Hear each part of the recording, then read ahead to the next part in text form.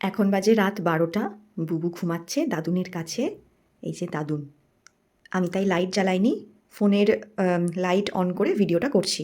এবার তোমরা বলবে, বুবু এখানে, তাহলে রাই কোথায়? দেখবে রাই কোথায়?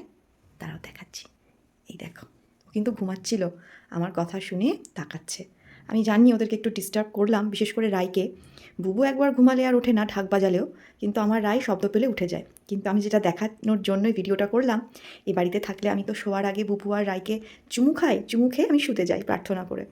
আজকে এসে দেখি বাবা প্রায় বলে রাই এইভাবেই ঘুমায়, আমার আর দেখা হয় না, কেননা আমি বেশ কয়েকদিন পর আবার এ বাড়িতে এলাম, মানে ঘুমাতে রাতে। এমনি তো যাতায়াত করতেই থাকি, তবে অনেকদিন পর রাতে ঘুমাচ্ছি। তাই রাইকে দেখে ভাবলাম তোমাদেরকেও দেখায়। কি সুন্দর করে দাদুনের কাছে লেপের তলায় ঢুকে ঘুম করছে। দেখেছো? বুবু লেপের তলায় ঢুকে ঘুমাতে ভালোবাসে না, রাই খুব ভালোবাসে। খুব ভালো লাগলো। Good night.